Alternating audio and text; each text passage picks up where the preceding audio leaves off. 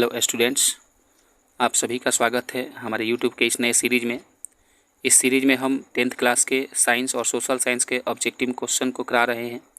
तो इस सीरीज़ का यह दूसरा वीडियो है। इससे पहले 10th क्लास के फिजिक्स के पहले चैप्टर का एक वीडियो अपलोड कर दिए हैं, जिसमें करीब 70 क्वेश्चन को किया गया है।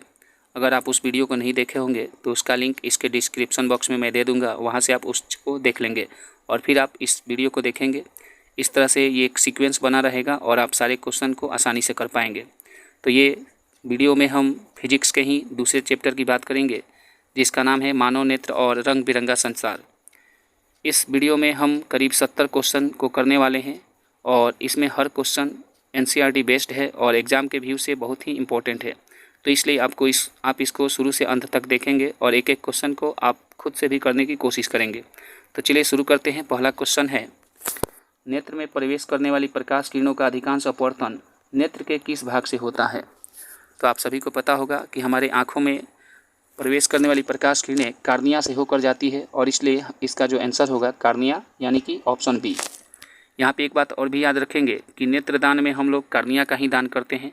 तो इस तरह से अगर आपसे क्वेश्चन पूछा जाए कि नेत्रदान में नेत्र के किस भाग का दान किया जाता है, तो कार्निया होता है। दूसरा क्वेश्चन देखते हैं। दूसरा क्वेश्चन है, नेत्र के किस भाग पर किसी वस्तु का प्रतिबिंब बनता है? तो यह एग्ज़ाम के लिए बहुत ही इम्पोर्टेंट क्वेश्चन है। जो इसका आंसर होगा दृष्टिपटल या रेटिना। आप सभी को पता होगा कि हमारे नेत्र के रेटिना पर किसी वस्तु का प्रतिबिंब बनता है। यहाँ पे एक बात ये भी याद रखेंगे कि हमारे नेत्र पर जो प्रतिबिंब बनता है वो वास्तविक और उल्टा होता है। तो इस तरह से दूसरे क्वेश्चन का ऑप्शन डी सही हो गया, यानी कि दृष्टिपटल या रेटिना। अगला क्वेश्चन है, अभिनेत्र लेंस की फोकस दूरी में परिवर्तन किया जाता है, यानी कि हमारे आँख में जो लेंस होता है उसकी फोकस दूरी में परिवर्तन किसके द्वारा किया जाता है? तो इसका जो आंसर होगा वो होगा ऑप्शन सी, यानी कि पक्षमाभी द्वारा। आप सभी को पता होगा कि पक्षमाभी यानी कि लेंस को दोनों तरफ से पकड़ कर रखने वाली जो संरचना होती है उसे हम लोग पक्षमाभी पेशियाँ या सिलियरी पेशियाँ कहते हैं और इसी के द्वारा इसकी फोकस दूरी को निर्धारित किया जाता है। तो इस तरह से ऑप्शन सी सही हो गया, यानी कि पक्षमाभी द्वारा। अगला क्वेश्चन है, पुतली के साइज को कौन नियंत्रित करता है? तो आप सभी को पता होगा पुतली के साइज को परितारिका द्वारा नियंत्रित किया जाता है। परितारिका जिसे हम लोग आइरिस भी कहते हैं और आँखों का रंग आइरिस के द्वारा यानी कि परितारिका के द्वारा ही निर्धारित होता है। आप सभी को पता होगा कि अलग अलग व्यक्तियों के आँखों का रंग अलग अलग होता है, किसी का भूरा, किसी का नीला या किसी का काला होता है। तो ये आँखों का रंग परितारिका के द्वारा ही नियंत्रित होता है, जिसे हम लोग आइरिस भी कहते हैं। तो इस तरह से 4 का ऑप्शन सी, यानी कि परितारिका। अगला क्वेश्चन है, अभिनेत्र लेंस किस प्रकार का लेंस है? यानी कि हमारी आँखों में जो लेंस है वो किस प्रकार का है? तो आप सभी को पता है कि हमारी आँखों में एक उत्तल लेंस होता है। तो इस तरह से 5 का ऑप्शन बी, यानी कि उत्तल लेंस। अगला क्वेश्चन है, सामान्य दृष्टि के लिए निकट बिंदु आँख से कितनी दूर होती है? तो ये इम्पोर्टेंट है एग्जाम के लिए। इसका आंसर होगा 25 सेंटीमीटर, यानी कि अस्पष्ट दृष्टि की न्यूनतम दूरी 25 सेंटीमीटर होती है। इसका मतलब ये है कि अगर 25 सेंटीमीटर से कम दूरी पर कोई वस्तु हो तो उसे हम बहुत अच्छा से नहीं देख पाएंगे। यहाँ पे एक बात ये भी याद रखेंगे कि स्पष्ट दर्शन की अधिकतम दूरी अगर पूछा जाए तो वो होता है अनंत। तो इस तरह से 6 का ऑप्शन सी सही हो गया, यानी कि 25 सेंटीमीटर। अगले क्वेश्चन की तरफ बढ़ते हैं। अगला क्वेश्चन है, नेत्र गोलक का व्यास लगभग कितना होता है? तो नेत्र गोलक का व्यास लगभग 2.3 सेंटीमीटर होता है। तो इस तरह से 7वें क्वेश्चन का ऑप्शन डी सही हो गया। अगला क्वेश्चन है, जब नेत्र की पक्षमाभी पेशियाँ शिथिल होती है तो अभिनेत्र लेंस क्या होता है? यानी कि शिथिल होने का मतलब कि फैलना। तो इस तरह से जब पक्षमाभी पेशियाँ फैलती हैं तो उस समय हमारा जो लेंस होता है आँख में का वो पतला हो जाता है। तो इस तरह से ऑप्शन ए सही हो गया, यानी कि अभिनेत्र लेंस पतला हो जाता है। अगला क्वेश्चन है, जब नेत्र लेंस की पक्षमाभी पेशियाँ शिथिल होती है तो अभिनेत्र लेंस की फोकस दूरी क्या होती है? तो आप सभी को पता है कि जब अभिनेत्र लेंस की फोकस दूरी इसमें बढ़ जाती है तो ऑप्शन ए हो गया सही, यानी कि जब पक्षमाभी पेशियाँ फैलती हैं तो उस समय हमारा लेंस पतला हो जाता है और पतला होने की वजह से इसकी फोकस दूरी बढ़ जाती है। तो इस तरह से 9 नंबर क्वेश्चन का आंसर ए हो गया, यानी कि बढ़ जाती है।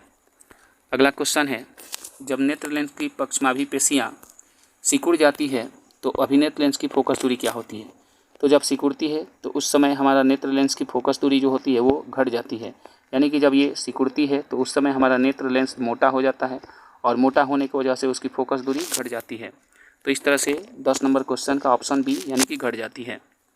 अगला क्वेश्चन है, नेत्र का क्रिस्टलीय लेंस दुधिया तथा धुंधला हो जाता है तो इस स्थिति को क्या कहते हैं?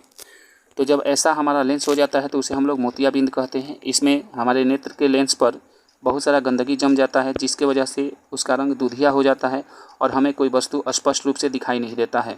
तो इस स्थिति को या इस बीमारी को हम लोग मोतियाबिंद कहते हैं। इसका इलाज ऑपरेशन के द्वारा आसानी से किया जाता है। तो इस तरह से 11 क्वेश्चन का ऑप्शन बी यानी कि मोतियाबिंद। अगला क्वेश्चन है, निकट दृष्टि दोष किस लेंस के उपयोग से संशोधित किया जा सकता है? यानी कि जिस व्यक्ति को निकट दृष्टि दोष हो वो किस तरह के लेंस के द्वारा अपने इस दृष्टि दोष को दूर कर सकता है? तो इसका जो आंसर होगा अवतल लेंस। यहाँ पे आपको याद रखना है कि निकट दृष्टि दोष में निकट की वस्तु दिखाई देती है लेकिन दूर की वस्तु स्पष्ट दिखाई नहीं देती है। तो इसके निवारण के लिए हम लोग अवतल लेंस का उपयोग करते हैं। अगला क्वेश्चन है, दीर्घ दृष्टि दोष यानी कि दूर दृष्टि दोष किस लेंस के द्वारा उपयोग कर संशोधित किया जा सकता है? तो अगर दूर दृष्टि दोष है तो उसको हम लोग उत्तल लेंस द्वारा संशोधित कर सकते हैं। तो इस तरह से 13 नंबर क्वेश्चन का ऑप्शन बी सही हो गया। अगला क्वेश्चन है, जरा दृष्टि दोष या जरा दूरदृष्टि दोष किस लेंस के द्वारा उपयोग कर संशोधित किया जा सकता है? तो इसका जो आंसर होगा वो होगा द्विफोक्सी लेंस, यानी कि उत्तल और अवतल दोनों एक ही में होता है। जरा दृष्टि दोष में किसी व्यक्ति को ना तो दूर की वस्तु दिखती है और ना ही नज़दीक की दिखती है। तो इस तरह के दृष्टि दोष को दूर करने के लिए द्विफोक्सी लेंस का उपयोग करते हैं। द्विफोक्सी लेंस आप देखे होंगे, जो बड़े उम्र के लोग होते हैं उनके लिए एक चश्मा बना होता है जिसमें नीचे भी इस तरह का कटिंग रहता है। तो आप देखे होंगे कि ये नीचे वाला जो हिस्सा होता है ये उत्तल लेंस होता है और ऊपर वाला अवतल लेंस होता है। तो इस तरह के लेंस को हम लोग द्विफोक्सी लेंस कहते हैं और इसके द्वारा हम लोग जरा दृष्टि दोष को दूर कर सकते हैं। तो इस तरह से 14 नंबर क्वेश्चन का ऑप्शन सी सही हो गया, यानी कि द्विफोक्सी लेंस। अगला क्वेश्चन है, निकट दृष्टि दोष मुक्त कोई व्यक्ति किस वस्तु को स्पष्ट नहीं देख सकता है? तो निकट दृष्टि दोष वाला व्यक्ति निकट की वस्तु को तो स्पष्ट देख पाता है लेकिन दूर की वस्तु को स्पष्ट रूप से नहीं देख पाता है। तो इस तरह से 15 का ऑप्शन बी सही हो गया, यानी कि दूर रखी वस्तु को स्पष्ट रूप से नहीं देख पाता है। अगला क्वेश्चन है, दीर्घ दृष्टि दोष मुक्त कोई व्यक्ति किस वस्तु को स्पष्ट नहीं देख पाएगा? तो इसका जो आंसर होगा वो निकट यानी कि दीर्घ दृष्टि दोष वाला व्यक्ति दूर की वस्तु को स्पष्ट देख पाएगा लेकिन निकट की वस्तु को नहीं देख पाएगा। तो 16 का ऑप्शन ए सही हो गया। 17 नंबर क्वेश्चन है, जरा दृष्टि दोष किस कारण उत्पन्न होता है? तो जरा दृष्टि दोष जो उत्पन्न होता है ये नेत्र की समंजन क्षमता घटने के कारण होता है। जब इंसान का उम्र बढ़ता है तो उम्र बढ़ने के साथ साथ नेत्र की समंजन क्षमता घट जाती है और समंजन क्षमता घट जाने की वजह से जरा दृष्टि दोष होता है। समंजन क्षमता होता है यानी कि लेंस की फोकस दूरी को परिवर्तित करने की क्षमता, तो उसी को हम लोग समंजन क्षमता कहते हैं और उम्र के साथ ये घटते जाता है। अगला क्वेश्चन है, निकट दृष्टि दोष में या निकट दृष्टि में अभिनेत्र लेंस की फोकस दूरी क्या होती है? तो निकट दृष्टि दोष में अभिनेत्र लेंस की फोकस दूरी घट जाती है जिसकी वजह से नज़दीक की वस्तु दिखती है लेकिन दूर की वस्तु स्पष्ट रूप से नहीं दिखाई देती है।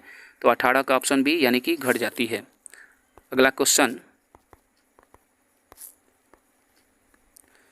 दीर्घ दृष्टि दोष में अभिनेत्र लेंस की फोकस दूरी क्या होती है?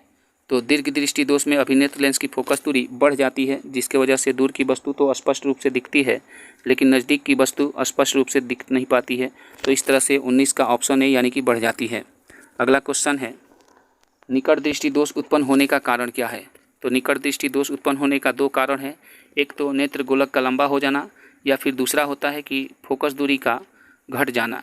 तो इस तरह से इसमें आपका 20 का ऑप्शन ए हो जाएगा, यानी कि नेत्र गोलक का लंबा हो जाना, क्योंकि इसमें फोकस दूरी का घट जाने वाला कोई ऑप्शन नहीं है तो इसलिए आप नेत्र गोलक का लंबा हो जाना ऑप्शन सही करेंगे।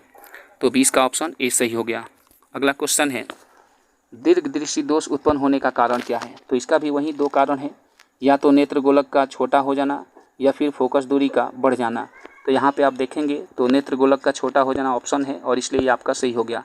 अगर यहाँ पे फोकस दूरी का बढ़ जाना ऑप्शन होता तो भी आपका आंसर हो जाता, लेकिन आपका ऑप्शन है नेत्र गोलक का छोटा हो जाना, इसलिए आपका ऑप्शन बी सही हो गया। अगला क्वेश्चन है, नेत्रदान नहीं कर सकता है, यानी कि कौन सा व्यक्ति है जो अपना नेत्रदान नहीं कर सकता है? तो आपको पता है कि कुछ ऐसे संक्रामक बीमारी हैं जिससे ग्रसित व्यक्ति नेत्रदान नहीं कर सकता है और इसमें आपका ऑप्शन डी सही होगा, यानी कि मस्तिष्क शोथ से पीड़ित व्यक्ति अपना नेत्रदान नहीं कर सकता है। इसी प्रकार कोई एड्स से पीड़ित व्यक्ति है तो वो भी अपना नेत्रदान नहीं कर सकता है। कोई कोरोना से पीड़ित व्यक्ति है तो वो भी अपना नेत्रदान नहीं कर सकता है। बाकी मधुमेह से पीड़ित रोग या बीपी से पीड़ित रोग या दमा से पीड़ित रोग व्यक्ति अपना नेत्रदान कर सकता है। तो 22 का ऑप्शन डी, यानी कि मस्तिष्क शोथ से पीड़ित व्यक्ति अपना नेत्रदान नहीं कर सकता है। अगला क्वेश्चन है, नेत्रदान कौन कर सकता है? तो जैसा कि अभी हमने आपसे बताया कि जो संक्रामक रोग से पीड़ित व्यक्ति होगा वो नेत्रदान नहीं कर सकता है। तो यहाँ पे हैजा एक संक्रामक बीमारी है, लुकेमिया भी एक संक्रामक रोग है, और तानिका शोथ से पीड़ित व्यक्ति भी एक तरह का संक्रामक ही रोग है। तो इसलिए इन तीनों को तो नहीं करना पड़ेगा, लेकिन मधुमेह से पीड़ित व्यक्ति नेत्रदान आसानी से कर सकता है। तो इस तरह से 23 का ऑप्शन ए, यानी कि मधुमेह से पीड़ित व्यक्ति अपना नेत्रदान कर सकता है। अगला क्वेश्चन है, किसी कांच का अपवर्तनांक प्रकाश के किस वर्ण के लिए अधिकतम होता है? यानी कि किसी कांच का अपवर्तनांक किस प्रकाश के रंग के लिए अधिकतम होता है? तो आप सभी को पता होगा कि किसी भी रंग के लिए, लाल रंग के लिए किसी भी कांच का अपवर्तनांक सबसे अधिकतम होता है, यानी कि इसके लिए सबसे ज़्यादा होता है। तो इस तरह से 24 का ऑप्शन गलती हो गया, यहाँ पे बैगनी के लिए सबसे अधिक होता है, लाल के लिए सबसे कम होता है। तो इस तरह से यहाँ 24 का ऑप्शन डी सही हो गया, यानी कि बैगनी रंग के लिए किसी भी कांच का अपवर्तनांक सबसे अधिकतम होता है, क्योंकि बैगनी रंग का तरंगदैर्घ्य सबसे कम होता है। तो इस तरह से ऑप्शन डी सही हो गया, यानी कि 24 का ऑप्शन डी बैगनी रंग। अगला क्वेश्चन है, किसी कांच का अपवर्तनांक प्रकाश के किस वर्ण के लिए न्यूनतम होता है? तो जैसा कि अभी हमने बताया कि लाल रंग के लिए सबसे न्यूनतम होता है और बैगनी रंग के लिए सबसे अधिकतम होता है। तो इस तरह से 25 का ऑप्शन है, यानी कि लाल रंग के लिए सबसे कम होता है। अगला क्वेश्चन है, श्वेत प्रकाश का प्रिज्म से गुजरने के पश्चात प्रकाश का कौन सा वर्ण सबसे कम विचलित होता है? तो जब हम लोग श्वेत प्रकाश को किसी प्रिज्म से गुजारते हैं तो सबसे कम विचलित होने वाला होता है तो वो है लाल, और सबसे अधिक अगर कोई विचलित होता है तो वो है बैगनी। तो इस तरह से आपका ऑप्शन डी सही हो गया, यानी कि लाल रंग का विचलन सबसे कम होता है। अगला क्वेश्चन है, श्वेत प्रकाश का प्रिज्म से गुजरने के पश्चात प्रकाश का कौन सा वर्ण सबसे अधिक विचलित होता है? तो जैसा कि अभी हमने बताया कि सबसे अधिक विचलित होता है बैगनी और सबसे कम विचलित होता है लाल। तो इस तरह से 27 का ऑप्शन सी, यानी कि बैगनी। अगला क्वेश्चन है, आकाश में इंद्रधनुष का बनना प्रकाश की कौन सी प्राकृतिक घटना है? तो आकाश में इंद्रधनुष बनता है तो प्रकाश का वर्ण विक्षेपण की वजह से बनता है। तो इसलिए यहाँ पे ऑप्शन डी हो गया, यानी कि विक्षेपण। तो 28 का ऑप्शन डी सही है। अगला क्वेश्चन है, इंद्रधनुष हमें दिखाई देता है। तो इंद्रधनुष वही बात कि पूर्ण आंतरिक परावर्तन होता है जिसके वजह से वर्ण विक्षेपण हो जाता है, तो वो हमें इंद्रधनुष दिखाई देता है। तो इस तरह 29 का ऑप्शन सी सही है, यानी कि पूर्ण आंतरिक परावर्तन। अगला क्वेश्चन है, तारों का टिमटिमाने का कारण क्या है? यह क्वेश्चन एग्जाम के लिए बहुत ही इंपॉर्टेंट है, तो इसलिए आप इसको याद रखेंगे। तारों के टिमटिमाने का मेन जो रीज़न है वो है वायुमंडलीय अपवर्तन। आप सभी को पता होगा कि हमारे पृथ्वी के चारों तरफ वायुमंडल में वायु के बहुत सारे परत हैं, जिसके द्वारा सूर्य से चलने वाली या तारों से चलने वाले प्रकाश का अपवर्तन हो जाता है, और जिसकी वजह से तारे टिमटिमाते नजर आते हैं। तो इस तरह से वायुमंडलीय अपवर्तन के कारण तारे टिमटिमाते नजर आते हैं, और इस तरह से आपका 30 का ऑप्शन ए सही हो गया। अगला क्वेश्चन है, कोलाइडी कणों द्वारा प्रकाश का प्रकीर्णन को क्या कहा जाता है? तो कोलाइडी कणों द्वारा प्रकाश के प्रकीर्णन को हम लोग टिंडल प्रभाव कहते हैं। आप सभी को पता होगा कि जब कोलाइडी विलयन से प्रकाश किरणें गुजरती हैं तो कोलाइड के जो कण होते हैं प्रकाश किरणों को प्रकीर्णित करते हैं, और जिसके वजह से वो चमकने लगते हैं, और इस प्रभाव को हम लोग टिंडल प्रभाव कहते हैं। तो 31 का ऑप्शन ए, यानी कि टिंडल प्रभाव।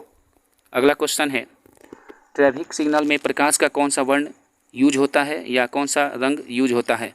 तो इसका जो आंसर होगा ऑप्शन सी, यानी कि लाल। आप सभी को पता होगा लाल रंग का तरंगदैर्घ्य अधिक होता है और यह हमें बहुत दूर से ही दिखाई दे देता है, इसलिए ट्रैफिक सिग्नल में हम लोग या फिर खतरे के सिग्नल के रूप में लाल रंग का इस्तेमाल करते हैं। तो ऑप्शन सी सही हो गया, यानी कि लाल। अगला है, सूर्योदय और सूर्यास्त के समय सूर्य का रक्तताप प्रतीत होने का कारण क्या है? रक्तताप यानी कि लाल रक्त की तरह। तो सूर्योदय और सूर्यास्त के समय सूर्य का रक्तताप प्रतीत होने का कारण है लाल रंग का प्रकीर्णन कम होना, यानी कि आप सभी को पता होगा लाल रंग का तरंगदैर्घ्य अधिक होता है और जिसके वजह से इसका प्रकीर्णन कम होता है, और सूर्योदय और सूर्यास्त के समय ये हमारी आंखों तक पहुंच पाता है, जिसके वजह से सूर्योदय और सूर्यास्त के समय हमें सूर्य लाल दिखाई देता है। तो 33 का ऑप्शन बी, यानी कि लाल रंग का प्रकीर्णन कम होना। अगला क्वेश्चन है,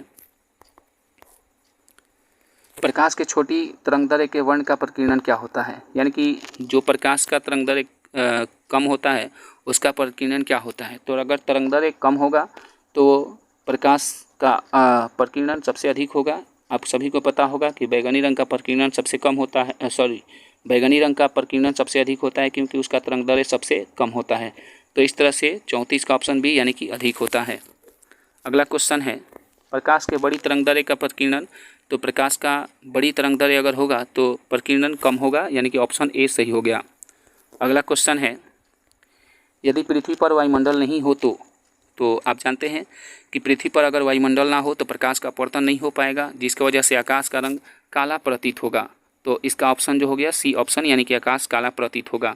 आप सभी को ये पता होगा कि अंतरिक्ष यात्री को आकाश का रंग काला दिखता है क्योंकि वहाँ पे वायुमंडल नहीं है। तो वायुमंडल ना होने की वजह से वायुमंडलीय अपवर्तन नहीं होता है और जिसके कारण आकाश का रंग काला प्रतीत होता है। अगला क्वेश्चन है अत्यधिक ऊंचाई पर उड़ता हुआ यात्री को आकाश कैसा प्रतीत होता है। तो जैसा कि अभी हमने बताया कि अधिक ऊंचाई पर अगर हम जाएंगे तो वहाँ पे आकाश का रंग काला प्रतीत होगा। तो इस तरह से ऑप्शन डी सही हो गया, यानी कि 37 का ऑप्शन डी। अगला क्वेश्चन है अत्यंत सूक्ष्म कण द्वारा प्रकीर्णित प्रकाश का वर्ण क्या होता है, यानी कि जो अत्यंत सूक्ष्म कण होते हैं उनके द्वारा प्रकीर्णित प्रकाश का रंग कैसा होता है। तो वो नीला होता है। आप सभी को पता होगा कि आकाश का रंग नीला दिखता है क्योंकि नीले रंग का प्रकीर्णन सबसे अधिक होता है। अगला क्वेश्चन है यदि प्रकीर्णन करने वाले कणों का साइज बहुत बड़ा हो तो प्रकीर्णित प्रकाश कैसा प्रतीत होगा। तो इसका जो आंसर होगा ऑप्शन डी, यानी कि श्वेत। अगर बहुत बड़े साइज से प्रकाश का प्रकीर्णन हो तो उस समय सभी रंगों का प्रकीर्णन होता है और जिसकी वजह से हम उस चीज़ को देखते हैं तो हमें श्वेत दिखाई देता है, यानी कि वहाँ पे श्वेत प्रकाश ही प्राप्त होता है। अगला क्वेश्चन है बड़े साइज के कण किस तरंगदैर्घ्य के प्रकाश को प्रकीर्णित करते हैं। तो बड़े साइज के जो कण होते हैं वो बड़ी तरंगदैर्घ्य वाले प्रकाश को प्रकीर्णित करते हैं। तो इस तरह से 40 का ऑप्शन बी सही हो गया। अगला क्वेश्चन है मानव नेत्र के दोनों नेत्र का अधिकतम दृष्टि क्षेत्र क्या होता है। तो मानव नेत्र के दोनों नेत्रों का अधिकतम दृष्टि क्षेत्र 180 होता है, यानी कि ऑप्शन बी सही है। अगर मानव का सिर्फ एक आँख हो तो उसके द्वारा अधिकतम दृष्टि क्षेत्र 130 डिग्री होता है, 150 डिग्री होता है, जबकि दोनों नेत्र का 180 डिग्री होता है। आप सभी को पता होगा कुछ जानवर ऐसे हैं जैसे कुत्ता बिल्ली, तो उनका दृष्टि क्षेत्र 270 तक भी होता है। तो यहाँ पे हमारे पास क्वेश्चन है कि मानव के दोनों नेत्रों का अधिकतम दृष्टि क्षेत्र कितना होता है। तो 180 होता है, इस बात को आप याद रखेंगे। अगला क्वेश्चन है मानव का एक नेत्र का क्षैतिज दृष्टि क्षेत्र लगभग कितना होता है। तो जैसा कि अभी हमने बताया कि एक नेत्र का क्षैतिज क्षेत्र जो होता है वो लगभग 150 डिग्री होता है, जबकि दोनों का 180 डिग्री होता है। तो इस तरह से 42 का ऑप्शन डी सही हो गया, यानी कि 150 डिग्री। अगला क्वेश्चन है रेटिना द्वारा उत्पन्न विद्युत सिग्नल को मस्तिष्क तक कौन पहुंचाता है, यानी कि हमारे रेटिना पर जो विद्युत सिग्नल उत्पन्न होते हैं उसको मस्तिष्क तक पहुंचाने वाला अंग कौन सा है। तो इसका जो आंसर होगा वो होगा दृक् तंत्रिका, जिसको हम लोग प्रकाश स्नायु भी कहते हैं। तो इस तरह से 43 का ऑप्शन बी, यानी कि प्रकाश स्नायु या दृक् तंत्रिका। अगला क्वेश्चन चलते हैं 44 नंबर क्वेश्चन है अबिंदुकता दृष्टि दोष वाले व्यक्ति के चश्मे में किस प्रकार का लेंस उपयोग कर दोष का निवारण किया जाता है। तो इसका जो आंसर होगा ऑप्शन सी, यानी कि बेलनाकार लेंस। अबिंदुकता जिसको एस्टिग्मेटिज्म भी कहते हैं, तो इसमें हमें या तो क्षैतिज रूप में दिखता है तो ऊर्ध्वाधर नहीं दिखता है, और अगर ऊर्ध्वाधर दिखता है तो क्षैतिज नहीं दिखता है। तो इस दृष्टि दोष को दूर करने के लिए हम लोग बेलनाकार लेंस का उपयोग करते हैं। तो इस तरह से 44 का ऑप्शन सी सही हो गया। अगला क्वेश्चन है एक नेत्र से संसार कैसा दिखता है।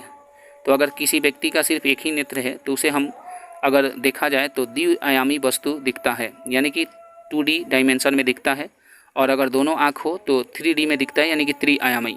तो इस तरह से 45 का ऑप्शन ए सही हो गया, यानी कि द्विआयामी। अगला क्वेश्चन है मृत्यु के पश्चात नेत्रदान के लिए कितने समय के भीतर नेत्र निकाल लेना चाहिए।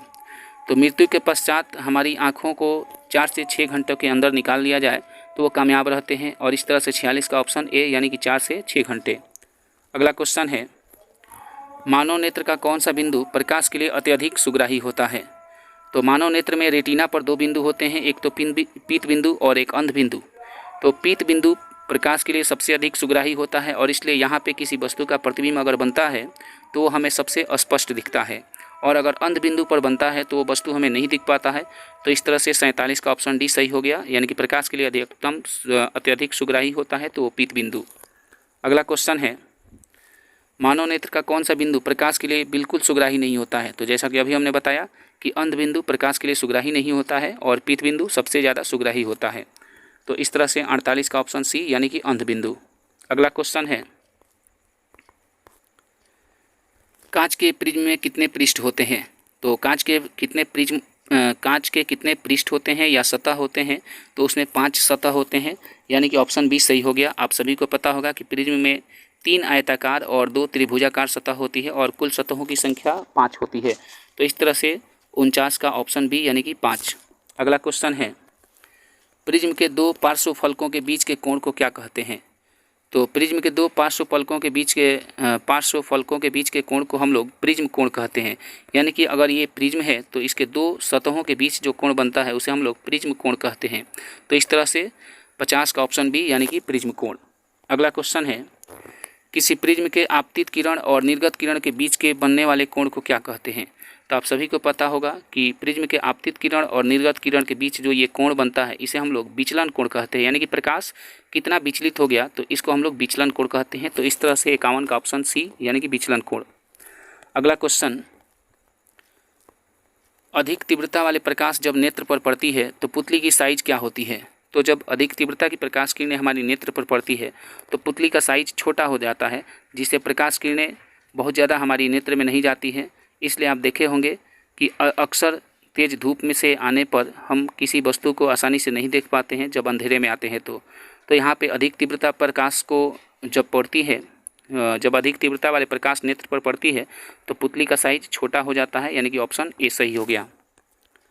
अगला क्वेश्चन है, कम तीव्रता वाले प्रकाश जब नेत्र पर पड़ती है तो पुतली की साइज क्या होती है?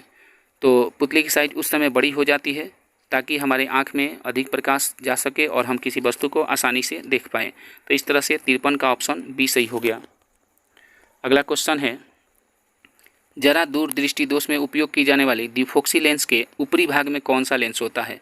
तो जैसा कि अभी हमने पिछले क्वेश्चंस में बताया कि जरा दृष्टि दोष को दूर करने के लिए हम लोग डिफोक्सी लेंस यूज करते हैं और इसमें नीचे उत्तल लेंस होता है और ऊपर वाले भाग में अवतल लेंस होता है और एक ही चश्मे में ये लेंस लगा होता है। आप इसे अक्सर देखे होंगे। तो इस तरह से इसका जो आंसर होगा उत्तल लेंस यानी कि ऑप्शन बी। अगला क्वेश्चन है, जरा दृष्टि दोष में उपयोग की जाने वाली डिफोक्सी लेंस के निचला भाग किस लेंस का बना होता है? तो सॉरी, यहाँ पे गलती हो गया, हम इसके पहले वाले क्वेश्चन में ऊपरी भाग को निचली भाग समझ लिए थे। तो यहाँ पे 54 का ऑप्शन ए सही हो गया, यानी कि ऊपर वाले भाग में अवतल लेंस होता है और नीचे वाले भाग में उत्तल लेंस होता है। तो इस तरह से 55 का ऑप्शन बी यानी कि निचली भाग में उत्तल लेंस और 54 का ऑप्शन ए सही हो गया, यानी कि अवतल लेंस जब ऊपरी भाग को पूछेगा तो। अगला क्वेश्चन है, निकट दृष्टि दोष युक्त वाले व्यक्ति के नेत्र में किसी वस्तु का प्रतिबिंब कहाँ बनता है? तो निकट दृष्टि दोष युक्त अगर कोई व्यक्ति है तो उसके नेत्र पर किसी वस्तु का प्रतिबिंब रेटिना के पहले ही बन जाता है और इसीलिए इसको हम लोग निकट दृष्टि दोष कहते हैं। अगला क्वेश्चन, दूर दृष्टि दोष वाले युक्त व्यक्ति के नेत्र में किसी वस्तु का प्रतिबिंब कहाँ बनता है? तो इसका जो आंसर होगा तो वो होगा रेटिना के पीछे, यानी कि रेटिना के बाद। तो इसलिए हम लोग इसे दूर दृष्टि दोष कहते हैं। तो 57 का ऑप्शन सी सही हो गया। अगला क्वेश्चन है, अंतिम पंक्ति में बैठे किसी विद्यार्थी को श्याम पट पढ़ने में कठिनाई होती है तो यह विद्यार्थी किस दृष्टि दोष से पीड़ित होगा? तो इसका जो आंसर होगा, यानी कि जो व्यक्ति है या जो विद्यार्थी है वो पीछे बैठा हुआ है और उसको श्याम पट पर कोई चीज़ दिख नहीं पा रहा है, यानी कि उसे दूर की वस्तु स्पष्ट रूप से नहीं दिख पा रही है। तो दूर की वस्तु अगर नहीं दिख रही है तो उसे हम कहेंगे कि निकट दृष्टि दोष है, यानी कि ऑप्शन ए सही है। निकट दृष्टि दोष में निकट की वस्तु स्पष्ट रूप से दिखती है जबकि दूर की वस्तु स्पष्ट रूप से नहीं दिखती है। तो इस तरह से 58 का ऑप्शन ए। अगला क्वेश्चन, निकट दृष्टि दोष का कोई व्यक्ति 1.2 मीटर से अधिक दूरी पर रखी वस्तुओं को स्पष्ट नहीं देख सकता तो इस दोष को दूर करने के लिए प्रयुक्त संशोधन लेंस किस प्रकार का होना चाहिए? यानी कोई व्यक्ति है जिसका नेत्र में निकट दृष्टि दोष है तो उसको दूर करना है तो उसके लिए हम लोग अवतल लेंस का उपयोग करेंगे। तो इस तरह से ऑप्शन ए सही होगा, अवतल लेंस। अगला क्वेश्चन, प्राथमिक इंद्रधनुष में जल बूंद के अंदर प्रकाश का पूर्ण आंतरिक परावर्तन कितने बार होता है? तो प्राथमिक इंद्रधनुष में जो प्रकाश का पूर्ण आंतरिक परावर्तन होता है वो एक बार होता है, और अगर द्वितीयक होगा तो उसमें 2 बार होता है। तो इस तरह से 60 का ऑप्शन ए सही हो गया, यानी कि 1। अगला क्वेश्चन, द्वितीयक इंद्रधनुष में जल बूंद के अंदर प्रकाश का पूर्ण आंतरिक परावर्तन कितने बार होता है? तो जैसा कि अभी हमें बताया कि प्राथमिक में 1 बार और द्वितीयक में 2 बार होता है, तो इस तरह से 61 का ऑप्शन बी सही हो गया। अगला क्वेश्चन है, अभिनेत्र लेंस में समायोजन की क्रिया निम्नलिखित में किसके द्वारा की जाती है? तो ये जो आंसर होगा उसका होगा सिलियरी पेशिया, जैसा कि आपको दूसरे क्वेश्चन में ही इसको बताए थे कि सिलियरी पेशिया द्वारा नेत्र के समायोजन किया जाता है। तो इस तरह से 62 का ऑप्शन सी सही हो गया। अगला क्वेश्चन है, मानव नेत्र अभिनेत्र लेंस की फोकस दूरी समायोजित करके विभिन्न दूरियों पर रखी वस्तुओं को फोकसित कर सकता है। तो ऐसा हो पाने का कारण क्या है? तो ऐसा हो पाने का कारण है समंजन क्षमता, यानी कि नेत्र की एक ऐसी क्षमता जिसके द्वारा उसकी फोकस दूरी अपने आप परिवर्तित होती है, तो उसे हम समंजन क्षमता कहते हैं। तो इस तरह से 63 का ऑप्शन बी सही हो गया, यानी कि समंजन क्षमता। अगला क्वेश्चन है, एक सामान्य नेत्र के लिए दूर बिंदु कितनी होती है? तो जैसा कि पिछले क्वेश्चन में हमने बताया कि दूर बिंदु अनंत होती है, जबकि निकट बिंदु 25 सेंटीमीटर होती है। तो इस तरह से 64 नंबर क्वेश्चन का ऑप्शन डी सही हो गया, यानी कि अनंत। अगला क्वेश्चन है, एक सामान्य नेत्र के अभिनेत्र लेंस की क्षमता का परिसर क्या होता है? तो इसका जो आंसर होगा ऑप्शन ए, यानी कि 40 से 44 डिग्री। ये क्वेश्चन आपके लिए इंपॉर्टेंट है, ये आप याद रखेंगे। अगला क्वेश्चन, एक हमारे मस्तिष्क में दृष्टि का दृढ़ता का समय अंतराल कितना होता है? यानी कि किसी वस्तु का प्रतिबिंब हमारे मस्तिष्क में कितने देर के लिए बनना चाहिए? तो इसका जो आंसर होगा 1/16 सेकेंड, यानी कि ऑप्शन ए सही हो गया। अगला क्वेश्चन है, इंद्रधनुष का बनना किस किस प्रकाश की घटनाओं का परिणाम है? तो इंद्रधनुष के बनने में अपवर्तन भी होता है, परावर्तन भी होता है और प्रकाश का वर्ण विक्षेपण भी होता है। तो इस तरह से इनमें सभी, यानी कि ऑप्शन डी सही हो गया। अगला क्वेश्चन है, अग्रिम सूर्योदय और विलंबित सूर्यास्त का कारण क्या है? यानी कि सूर्योदय से पहले ही हमें सूर्य दिखता है और सूर्यास्त के बाद भी हमें सूर्य दिखता है, तो इसका वजह क्या है, यानी कि कारण क्या है? तो इसका वजह है वायुमंडलीय अपवर्तन। वायुमंडलीय अपवर्तन के कारण सूर्योदय सूर्य से पहले दिख जाता है और सूर्यास्त के बाद भी सूर्य हमें दिखाई देता है। तो 68 का ऑप्शन ए, यानी कि वायुमंडलीय अपवर्तन। और अगला क्वेश्चन चलते हैं, यह इस सीरीज का या इस वीडियो का ये लास्ट क्वेश्चन है। वास्तविक सूर्योदय और आभासी सूर्यास्त के बीच समय का अंतराल कितना होता है? तो ये जो होता है लगभग 2 मिनट का होता है, यानी कि सूर्योदय और सूर्यास्त के बीच का आभासी समय अंतराल जो होता है वो 2 मिनट का आंसर। तो इस तरह से 69 का ऑप्शन सी, यानी कि 2 मिनट। तो इस वीडियो में हमने करीब 69 क्वेश्चन को देखा, जो कि फिजिक्स क्लास के 10th क्लास के फिजिक्स के दूसरे चैप्टर से है। ये सारे क्वेश्चन NCERT बेस्ड थे, जो कि एग्ज़ाम के लिए बहुत ही इंपॉर्टेंट है। तो इन सारे क्वेश्चन को आप 2 बार 3 बार देखेंगे और इसको याद रखेंगे, क्योंकि एग्ज़ाम के लिए बहुत ही इंपॉर्टेंट क्वेश्चन है।